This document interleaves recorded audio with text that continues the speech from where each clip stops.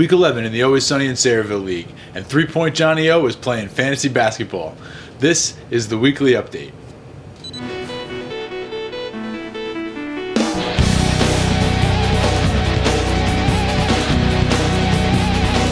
Okay, so after 11 weeks, we now have 2 teams that are eliminated from playoff contention.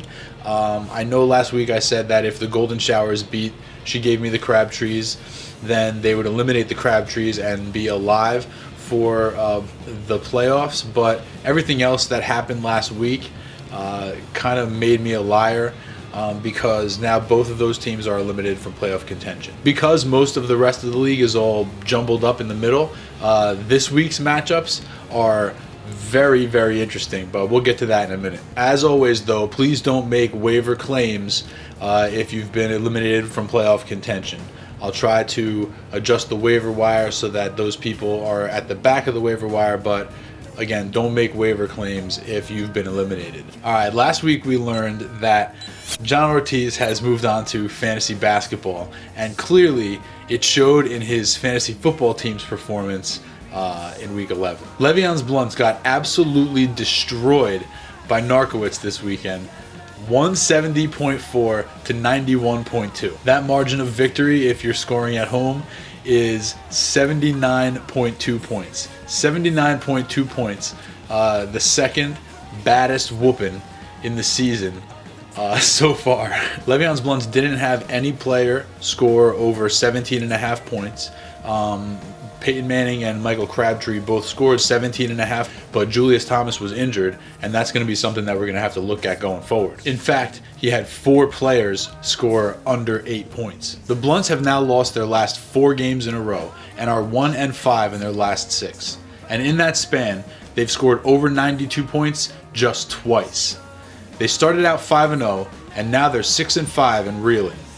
And for that, the Leviens Blunts are this week's GOAT. And now we move on to the game of the week that actually meant something. The Rusty Strombone beat Team Blumpkin 118 to 113.6. The 4.4 point margin, while the smallest of the week, actually meant something much larger to Rusty Strombone. Led by the usual big 3, Antonio Brown's 24.1 points, Andrew Luck's 23.6 points, and Matt Forte's 23.5 points. The Rusty Strombone was able to just about clinch their division.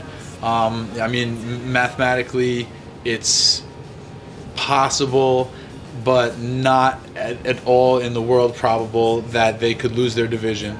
And with that, the number 1 overall seed in the playoffs. The Rusty Strombone pretty much now controls his own destiny. If the Rusty Strombone can win next week, they clinch their division.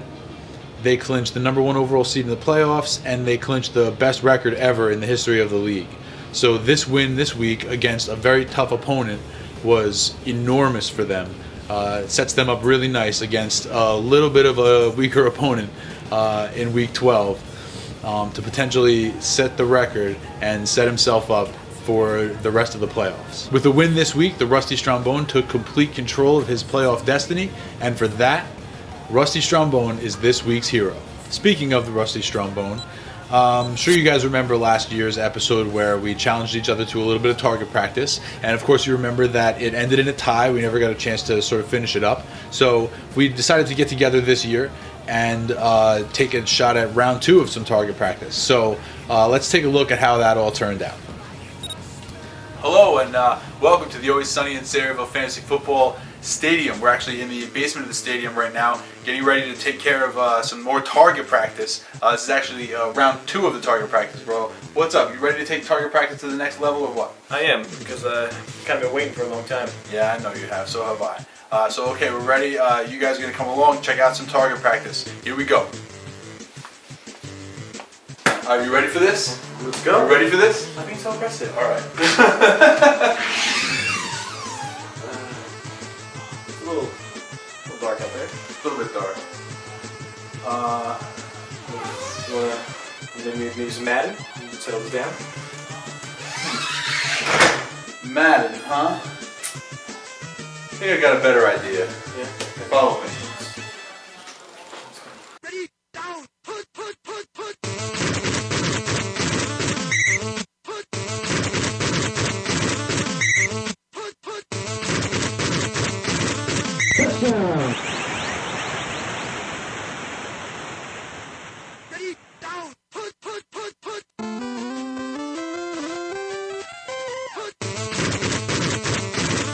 There